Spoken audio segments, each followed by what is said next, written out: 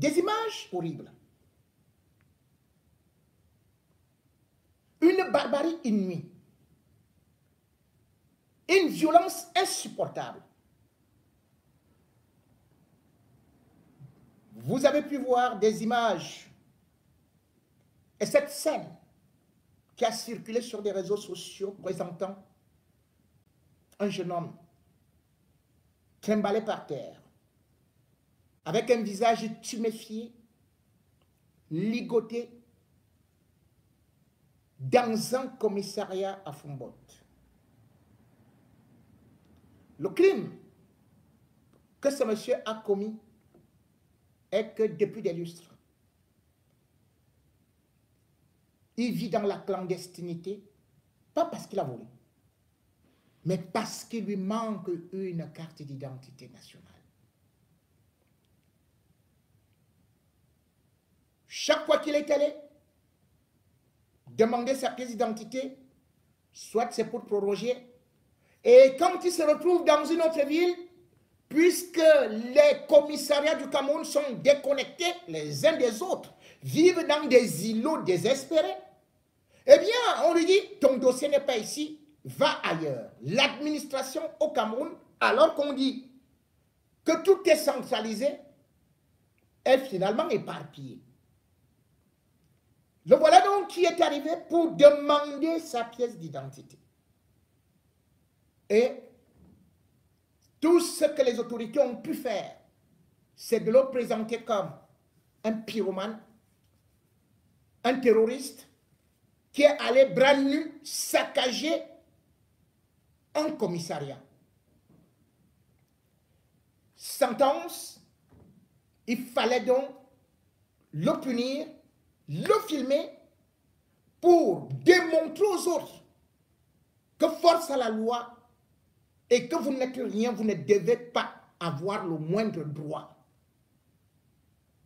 Ce jeune homme n'avait qu'un souci. Une pièce d'identité pour qu'il ne soit pas régulièrement traîné en cellule ou dans la boue lorsqu'il voit un contrôle de police. Mal lui en a pris aujourd'hui. Avec des chaînes aux pieds, il a été envoyé à la prison de Foumbot. Qui a-t-il tué? Qu'est-ce qu'il a volé? Quel péché a-t-il fait? La carte d'identité au Cameroun est devenue une denrée rare. Et les autorités préfèrent nous dire que non. C'est en train d'attendre dans un commissariat, les usagers ne vont pas tout simplement les chercher. Et pourtant, quand on va déposer son dossier, ils prennent votre numéro. Ils ont votre adresse mail. Personne ne vous contacte. Ils préfèrent empiler certaines pièces d'identité, quitte à aller les balancer quelque part dans la rue. Lorsque vous y allez, on vous fait prolonger, jusqu'à ce que le papier se fatigue. Le Cameroun, comme je le disais toujours et je le répète, est l'un des rares pays au monde où on est même incapable d'établir l'acte de décès. Mon père, mort en 2011, je n'ai pas encore vu son acte de décès. Et d'ailleurs, là où j'ai vis, de toute ma vie au Cameroun, je n'avais même jamais été recensé. La pièce d'identité, moi-même j'en ai souffert. Et pour obtenir un passeport, c'était le chemin de croix. Ceux qui sont dans la diaspora sont allés dans des ambassades. Ils ont fait des demandes de passeport, que ce soit en Allemagne ou en Suisse, en Belgique. Au moment de recevoir leur passeport, on leur dit, les passeports ne sont pas venus. Vous devez recommencer les dossiers pour le passeport biométrique. Pendant ce temps, on vous bloque votre argent. Vous devez payer comme si vous n'aviez rien donné. auparavant.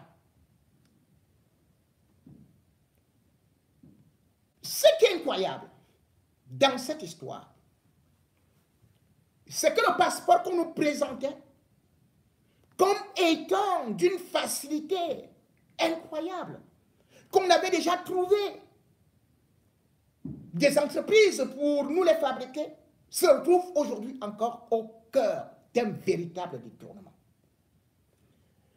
Dans mes dossiers du samedi soir, je vous avais révélé que le régime Biya, et plus particulièrement le ministre des Relations ou bien des Affaires étrangères, le jeune Belambela, avec Mbayou Félix, qui est ministre délégué, était trempé dans un scandale, non seulement des vignettes pour les visas, mais aussi les passeports. Et je vous avais révélé qu'ils étaient partis, Félix Mbayou en question, trouver un individu qui est consul en Côte d'Ivoire et qui est proche de Guillaume Soro, qui lui-même a des origines béninoises et que c'est lui qui devait maintenant faire les passeports camerounais.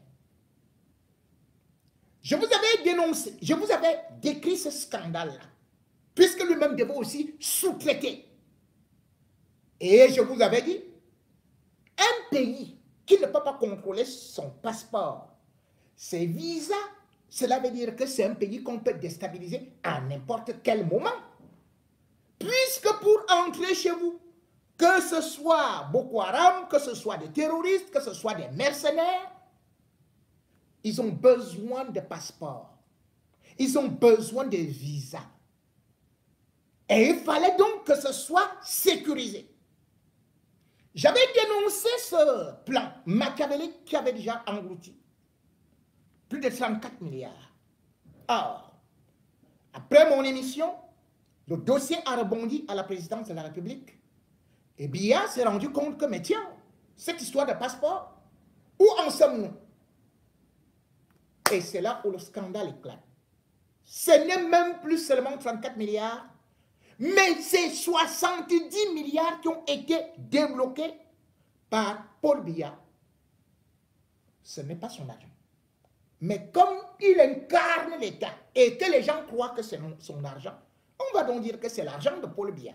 70 milliards pour les passeports. Et l'affaire est morte. Il n'y a rien.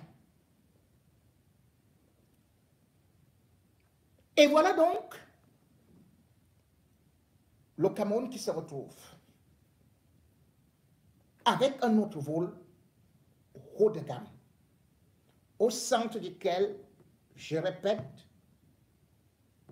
il y a le jeune Belambela, ministre des Affaires étrangères,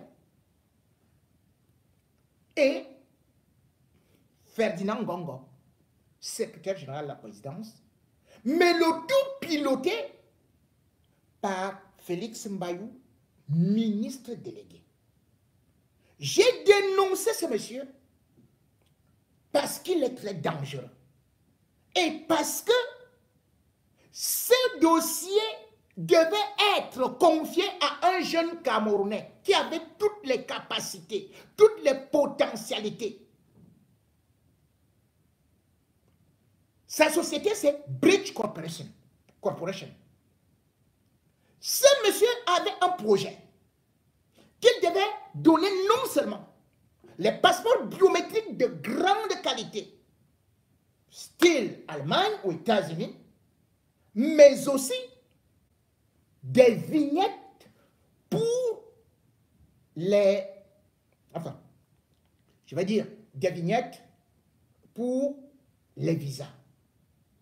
C'est un projet qui date de 2012, 2013, 2014.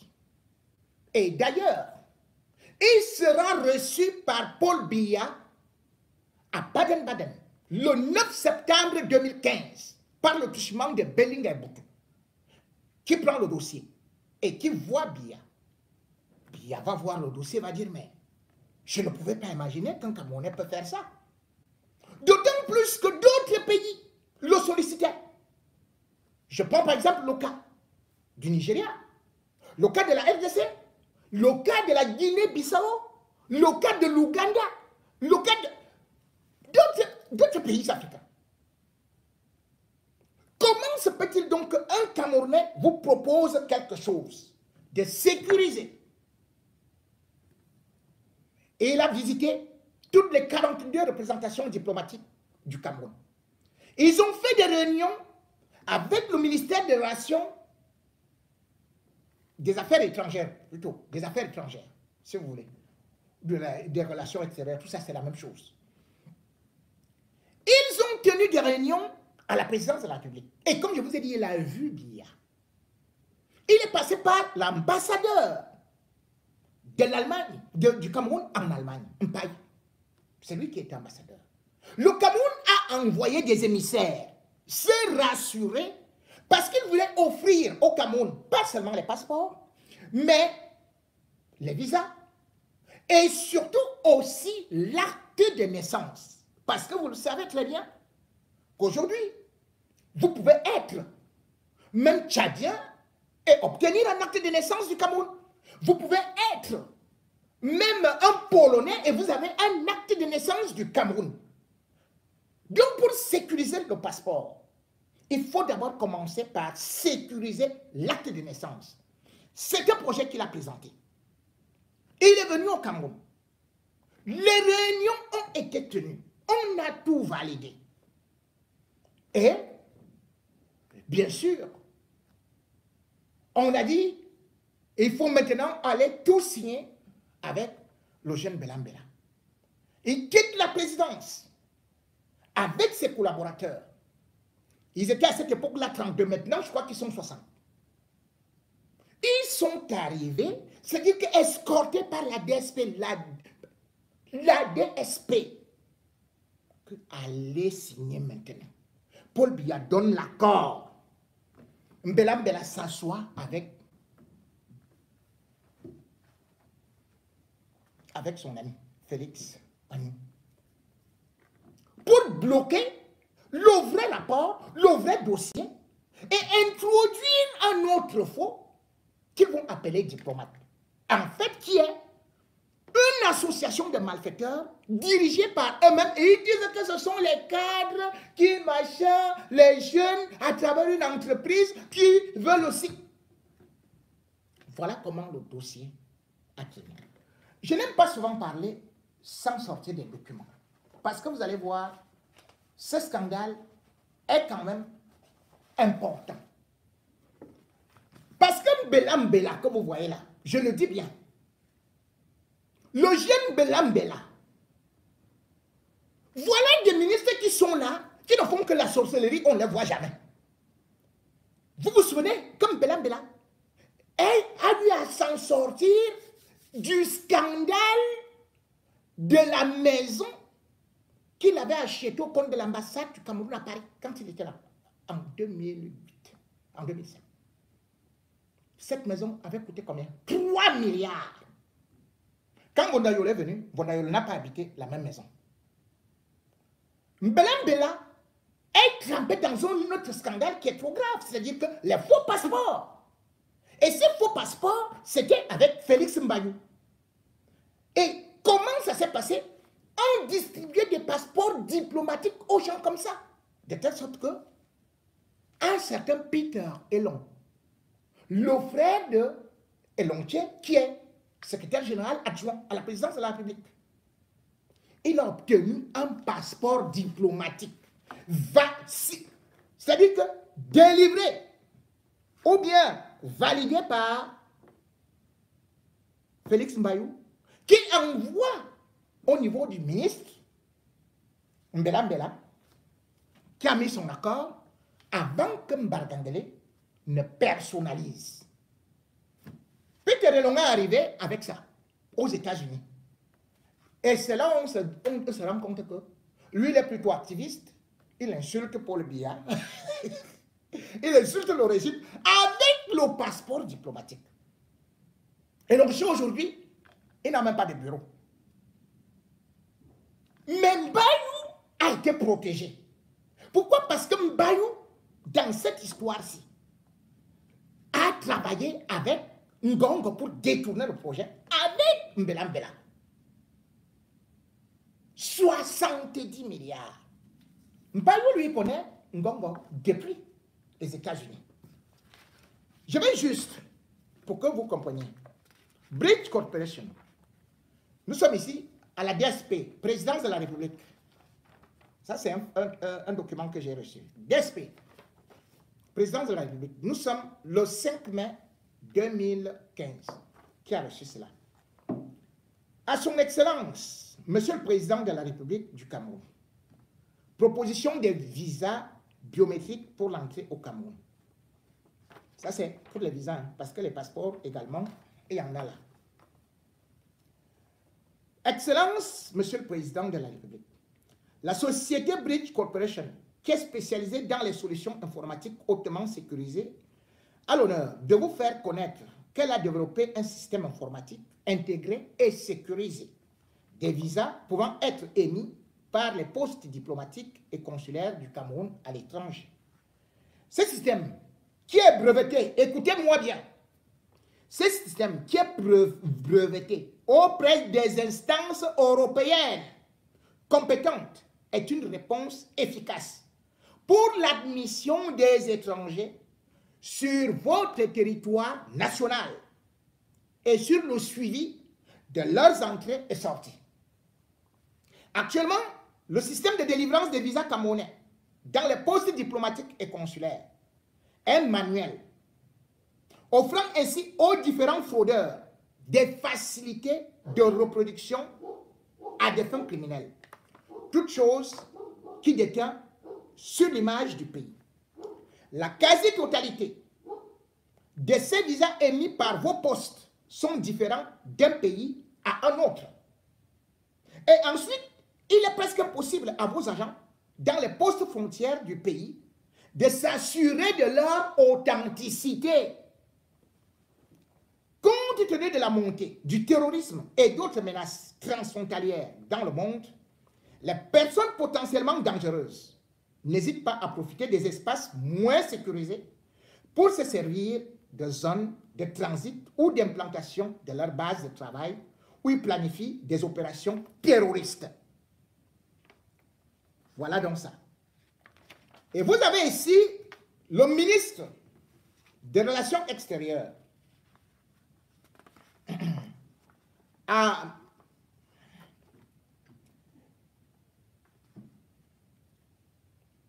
Monsieur le mandataire de la société Bridge Corporation. Ça, c'est déjà des dates que le gouvernement commence à donner. Et aussi un travail avec Joseph Dion Ngouté, qui devait suivre ce dossier-là. Tout le gouvernement est dedans. Prenant acte du changement des dates, de la présentation du système informatique, parce qu'ils ont pris rendez-vous. Hein. Maintenant, ils disent intégrer et sécuriser des visas, objet de l'invitation, contenu dans votre correspondance d'objets de référence. J'ai l'honneur de vous confirmer la participation de mon département ministériel à cet important événement du 26 au 29 mai 2015. Il y sera représenté par M. Mbetche Innocent, ministre plénipotentiaire, sous-directeur du protocole et du cérémonial diplomatique, M. Ndomila Salomon Richard, chef des services des affaires consulaires. Par ailleurs, j'ai fait connaître à la délégation générale à la Sûreté nationale les nouvelles données. Tout le dossier suit son cours. Ce n'est pas un dossier qui est clandestin. Parce que les trucs que vous entendez, il y a là, et de la Rio, et de ceci, il n'y a rien, aucun dossier, aucune correspondance. Et on entend tout simplement que 70 milliards sont partis. Ça, c'est l'ambassade du Cameroun. Nous sommes, je crois, en Allemagne, ici. Ça, c'est le Berlin. 23 septembre 2015. Le courrier, c'est le numéro 314. À monsieur le ministre, directeur du cabinet civil, présidence de la République, Yaoundé, objet de partenariat en vue de l'établissement des visas biométriques. J'ai l'honneur de vous faire parvenir le dossier portant sur un projet de partenariat entre la société. On parle déjà de partenariat, hein? Entre la société Bridge Corporation et les autorités camerounaises pour l'établissement des visas biométriques dans nos missions diplomatiques et consulaires. Les propositions de Bridge Corporation se fondent sur le fait que les visas délivrés par nos ambassades et consulats sont manuels, non identiques, donc susceptibles d'être imités ou falsifiés par des fraudeurs, des criminels et surtout des terroristes qui pourraient facilement pénétrer dans notre pays. La société allemande, Bridge Corporation, c'est une société allemande, mais créée par un Camerounais. Voilà, parce qu'elle est basée en Allemagne, c'est ce qu'il faut dire. Propose donc d'installer au poste frontière du Cameroun et dans nos ambassades et consulats des serveurs locaux reliés à un serveur central basé à Yaoundé, permettant de suivre en temps réel l'octroi des visas biométriques à tous les étrangers entrant dans notre pays. Monsieur Amahadou Adamou, président directeur général de Bridge Corporation, est d'origine camerounaise. L'intéressé comme sa société, dont le siège est situé à Berlin, jouissent d'une bonne réputation dans le milieu diplomatique et le monde des affaires. À l'heure où notre pays fait face aux défis terroristes et des criminels de tous bords, le poste suggère que les propositions de Bridge Corporation soient prises en considération. Là, c'est l'ambassadeur Mpaye Jean-Marie qui signe ce courrier. Et je vous rappelle, je vais vous montrer notre élément, ou bien je vais regarder toujours dans ma boîte magique ce que j'ai, que ce que Bridge Corporation proposait en dehors de ceci, c'était que non seulement il y a des visas, mais surtout, on devait installer le système dans les 42 représentations diplomatiques et consulaires du Cameroun, parce que le Cameroun en a 42. Les autres ont dit qu'eux, ils voulaient seulement mettre dans 10 ambassades. Et son système n'était pas seulement là. Et il y avait ce qu'on appelle les postes frontaliers. Et à l'époque, c'est le docteur Messin-Jean, lui, qui était directeur de la police des frontières, commissaire divisionnaire. Il avait validé le projet. Et il avait fait une note à la présidence de la République, au Premier ministre, et aussi au délégué général de la Sûreté nationale, puisqu'il était à la mission.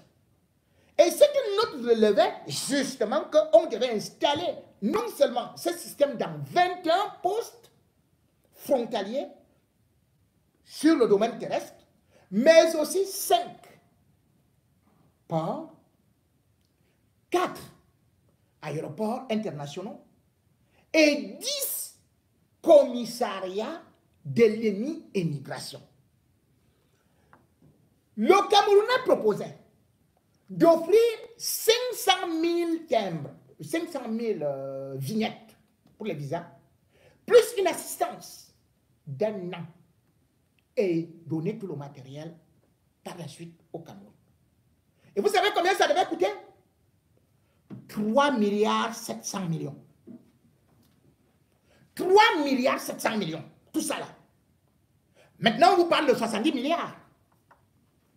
On vous parle de 70 milliards et il n'y a rien.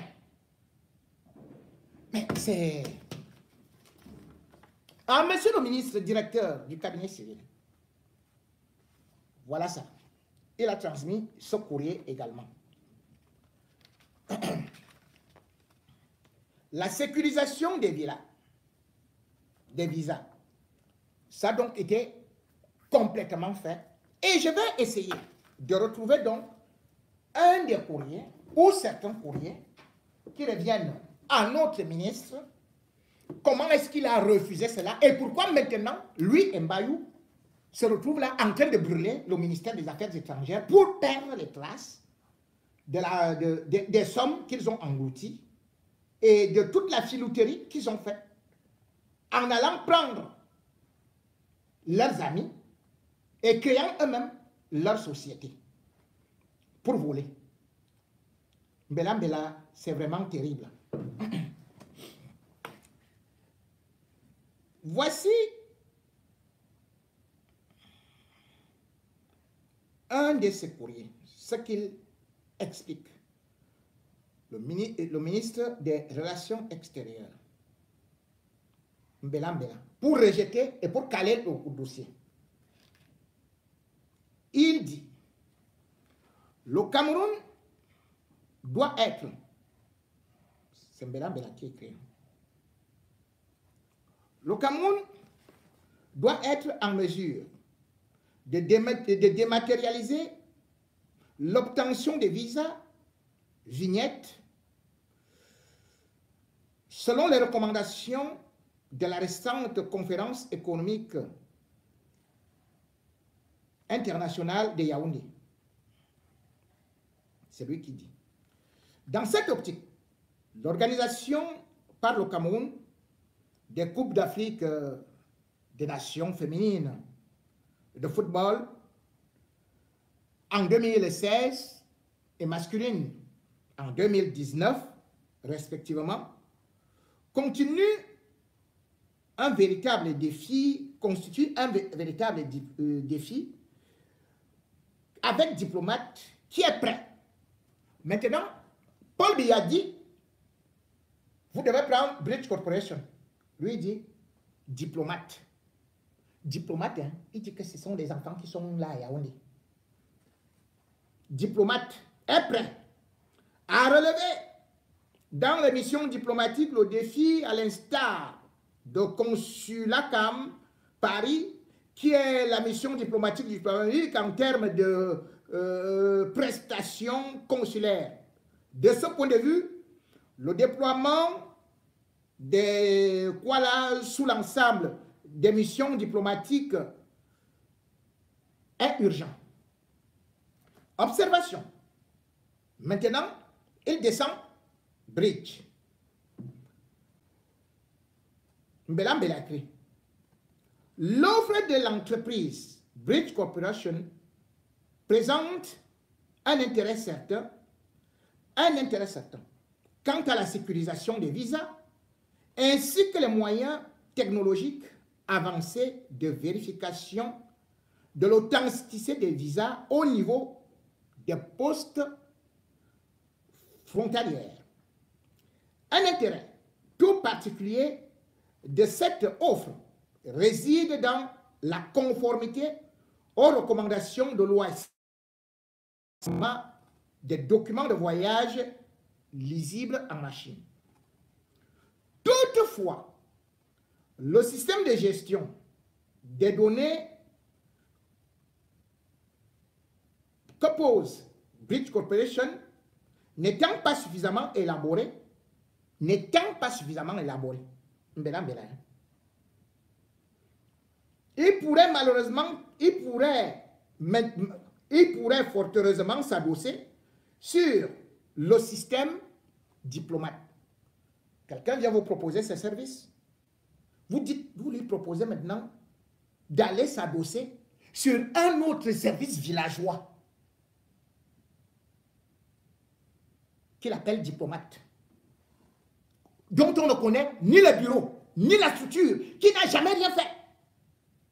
C'est-à-dire qu'ils vous disent que pour délivrer les visas à l'ambassade du Cameroun, vous partez, on met le cachet et on signe, on remplit au stylo. C'est ça que Mbela Mbela dit que voilà alors ce qui est bien. C'est ça qui est comme ça.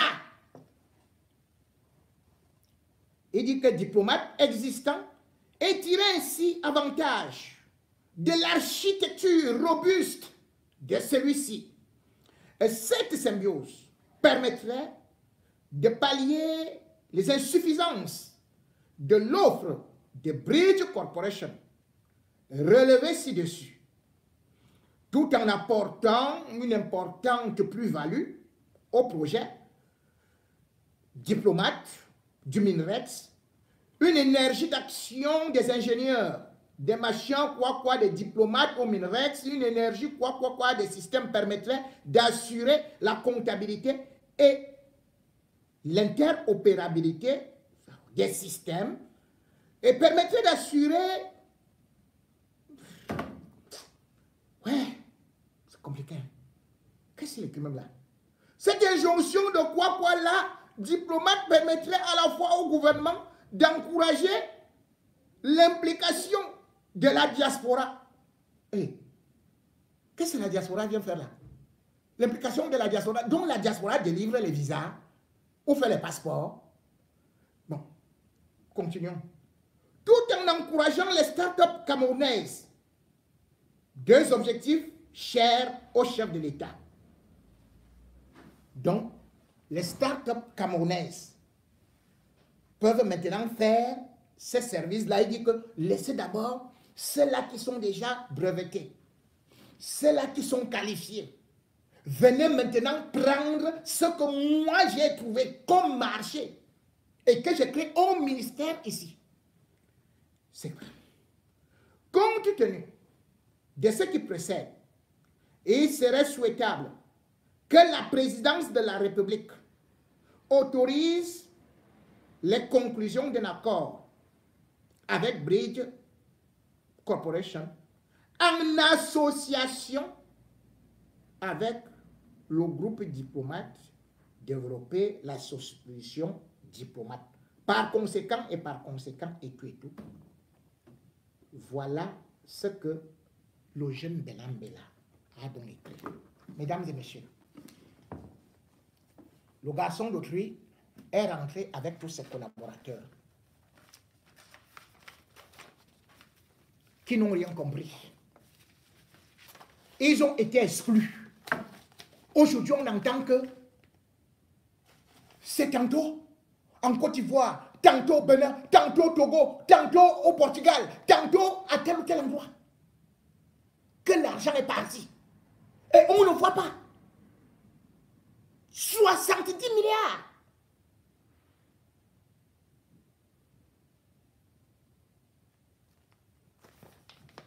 Voilà donc notre pays.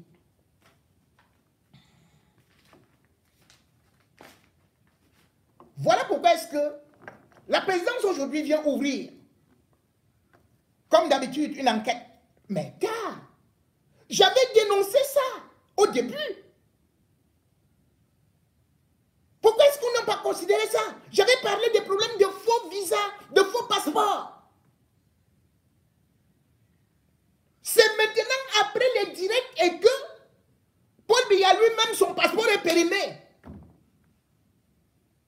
Il cherche, vous vous rendez compte, un chef de l'État, il veut le passeport diplomatique maintenant.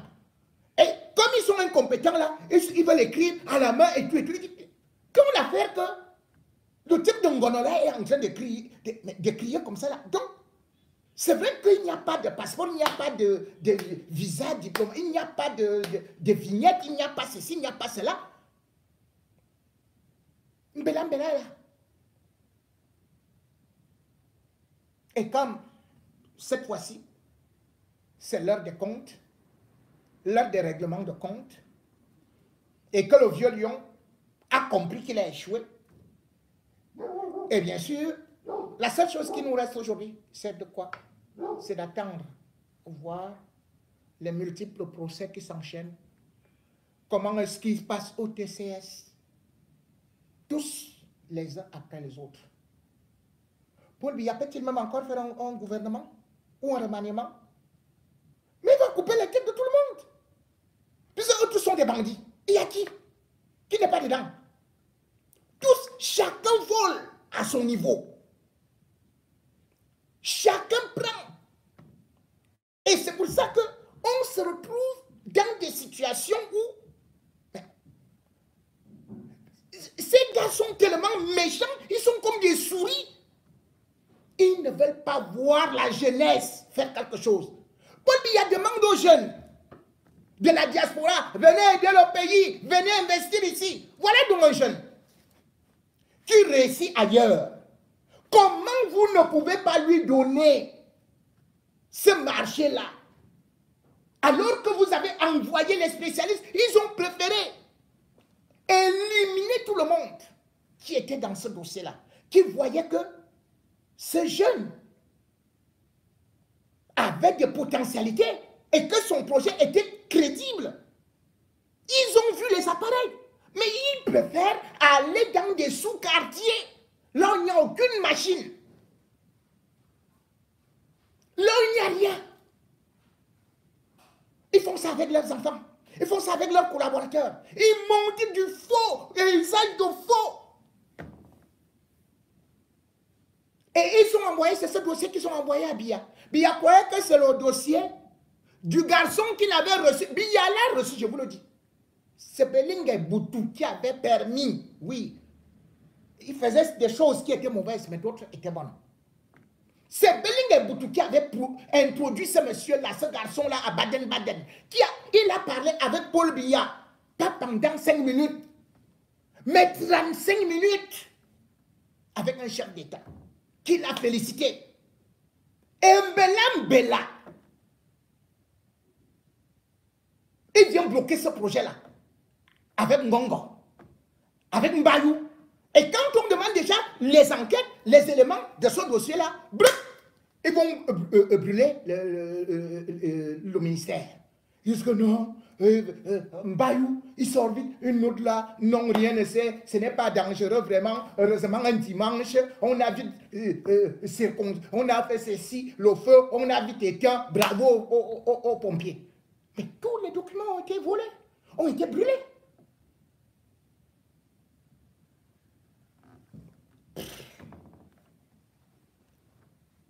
C'est vrai que parfois vous avez même beau traiter des gens comme les Belingue Boutou, comme les démons, mais quand vous voyez ce qui se passe parfois à la présidence de la République maintenant, vous dites que mais on a remplacé le démon par Lucifer lui-même. Puisque là, toute chose qui arrive maintenant au cabinet civil, c'est monnayé, c'est détourné. Puisque Mbodayolo, lui, il fait des affaires. Et dès qu'il voit votre affaire, il arrache. C'est ce dossier qu'il devrait donc dire à Biya, que non, voici un truc. Il ne le dit pas.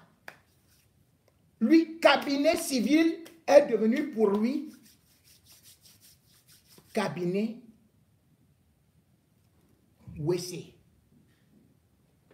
C'est tout ce qui se fait mal qui se retrouve là-bas. C'est tous les détournements qui se passent là-bas. Et lui, il est tellement devenu, je ne sais pas, ou bien un agent immobilier ou quoi. D'ailleurs, il avait créé une société. Je vous avais donné toutes les informations là-dessus. Donc, je ne savais pas que Mbodayolo était à la présidence de la République uniquement pour s'occuper de l'immobilier, des titres fonciers, ou bien de voler les terres d'autrui. Celui-là, il a terriblement échoué. Le visa, lui, il obtiendra pour l'enfer. Parce que si tu n'as pas pitié des veuves, des orphelins, que tu arraches leur terre, tu finiras en enfer.